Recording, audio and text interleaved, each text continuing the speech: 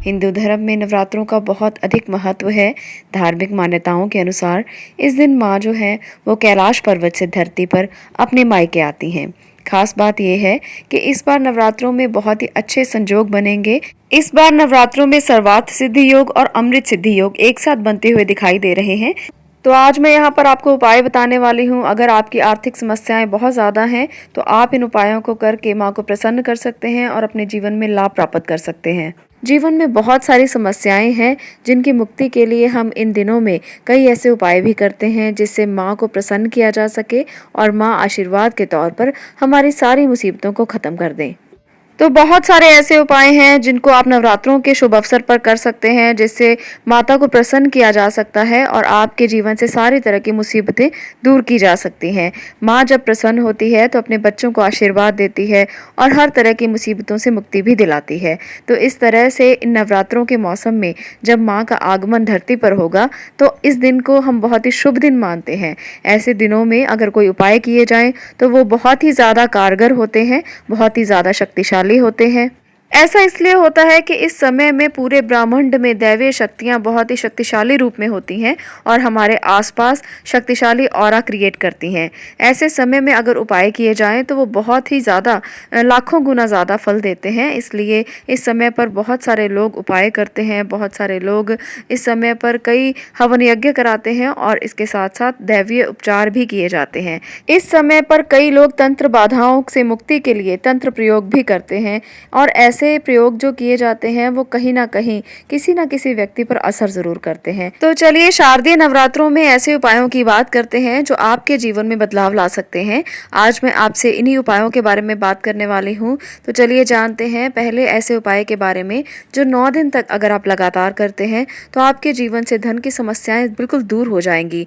अगर आपके पास धन नहीं आता या धन के आने की समस्याएं होती हैं तो ऐसे में आपने क्या करना है, एक श्री यंत्र ले आए। श्री यंत्र बहुत तरह के मार्केट में आपको मिल जाएंगे। आपने स्फटिक का श्री यंत्र लेना है। आपको इस बात का खास ध्यान रखना है कि जो ये श्री यंत्र है वो स्फटिक का ही हो। ऐसे में कई दुकानदार जो हैं वो कांच के श्री यंत्र को स्फटिक का श्री यंत्र कहकर बेच देते हैं। तो ऐसे में आप लोगों को इस बात का खास ध्यान रखना है। अब आप स्फटिक का श्री यंत्र अपने घर पर ले आएं और उस श्री यंत्र को आप किसी भी खाली कमरे में रख लें। आप उत्तर की तरफ मुख करके बैठ जाएं और उस श्री यंत्र की पूजा अर्चना करें। 9 दिन तक 9 दीपक आपने श्री यंत्र के आगे जलाने हैं और उनकी विधिवत पूजा करनी है।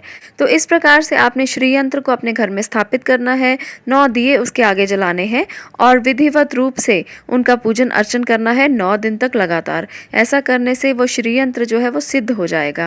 ऐसा करने के बाद जो भी पूजा का जो भी मटेरियल होगा, जो भी सामग्री होगी, आप उसे किसी पानी में तैरा दें, किसी नदी में बहा दें और बाकी जो श्री यंत्र रह जाएगा उसे आप अपने पूजा स्थल में रख लें।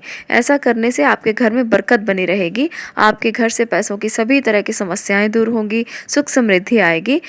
श्री यंत्र को स्थापित करने के बाद आपने उसी प्रकार से विधिवत उनकी पूजा हर रोज़ करनी है। ऐसा नहीं है कि नवरात्रों में आपने उनको सिद्ध कर लिया, उनकी पूजा अर्चना कर ली और बाद में उसको ऐसे ही छोड़ दिया। तो ये गलत नियम है। अगर आपने श्री यंत्र को स्थापित किया है, अगर आप उन्हें स्थापित करना चाहते हैं तो विधिवत तरीके से आपको रोज़ाना उनकी पूजा करनी पड़ेगी, तभी आपको लाभ मिलेगा। कई लोग ऐसे होते हैं जो कहते हैं कि हमारे घर में श्री यंत्र है और हमें कोई लाभ नहीं हुआ। वो इसी कारण से है, एक तो वो स्फटिक का ओरिजिनल श्री यंत्र होना चाहिए। अगर ओरिजिनल नहीं होगा तो रिजल्ट उतने अच्छे नहीं आएंगे। और दूसरी बात कि आपको रोज़ाना उनकी उसी प्रकार से विधिवत पूजा करनी है जैसे आपने नवरात्रों में की है। ऐसा करने से माँ लक्ष्मी प्रसन्न होती हैं, आपके घर में वास करती हैं और आपको सभी प्रकार की मुसीबतों से मुक्ति देती हैं। अब हम बात करते हैं दूसरी ऐसी चीज़ की जो अगर आप नवरात्रों में उसे लेकर आते हैं तो आपके धन धान्य को कोई नहीं रोक सकता। ये है गोमती चक्र। गोमती चक्र एक ऐसी वस्तु है जिसे तंत्र विद्या में यूज किया जाता है, तंत्र बाधाओं को दूर करने के लिए यूज किया जाता है। अगर आपके घर में किसी ने कुछ किया कराया हो, अगर आपको किसी प्रकार की कोई नजर लगी हो, कोई तंत्र बाधा हो, किसी ने आप पर जादू टोना कर दिया हो, आपके घर में बरकत न रहती हो, पैसों की दिक्कत रहती हो या पैसा आता हो और उसमें ऐसा लगता हो कि वो जल्दी ही खत्म हो जाता है, ऐसी अगर स्थितियां आपके घर में भी पैदा होती हैं तो आपको ये उपाय ज़रूर करना चाहिए। इसको करने से आपको बहुत ही ज़्यादा लाभ मिलेगा, आपकी सभी मनोकामनाओं की पूर्ति होगी, मुश्किलें दूर होंगी, समस्याएं दूर होंगी, जीवन में सुख और संपन्नता आएगी।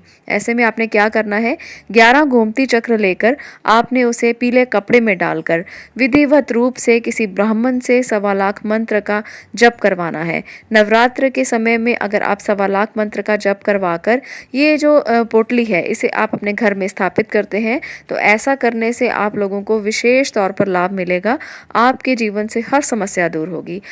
गोमती चक्र को कई और शुभ मुहूर्त में भी अभिमंत्रित किया जा सकता है, जैसे दिवाली पर, होली पर, और इसके साथ साथ रवि पुष्य नक्षत्र जब होता है तब भी गोमती चक्र को अभिमंत्रित करके घर पे स्थापित किया जा सकता है। परंतु नवरात्रों में अगर हम गोमती चक्र को अभिमंत्रित करते हैं तो ये विशेष फलदायी होते हैं। इसलिए नवरात्रों के 9 दिन में 1.25 लाख मंत्र का जप करके गोमती चक्र को अगर अभिमंत्रित किया जाए, स्थापित किया जाए तो ये विशेष फलदायी रहेंगे। ऐसे में ये शक्तिशाली माने जाएंगे और ऐसा भी माना जाता है कि गोमती चक्रों में माँ लक्ष्मी वास करती हैं और ऐसा करने से अगर हम इन्हें अभिमंत्रित करते हैं तो हमारे जीवन से सभी तरह की समस्याएं दूर होंगी, धन की समस्याओं तो बिल्कुल दूर होंगी। और इसके साथ साथ अगर आप पर किसी ने कुछ किया कराया हो, कोई टोना किया हो, कोई तंत्र बाधा हो, किसी ने नज़र लगाई हो या कोई नज़र दोष हो, तो ऐसी सभी समस्याओं से आपको मुक्ति मिलेगी। तो इस प्रकार से ये 2 चीज़ें जो आज मैंने यहाँ आपको बताई हैं, इन्हें अगर आप अपने घर पर स्थापित करते हैं तो विशेष तौर पर इन नवरात्रों में आपके लिए बहुत ही ज़्यादा अच्छे फल मिलेंगे।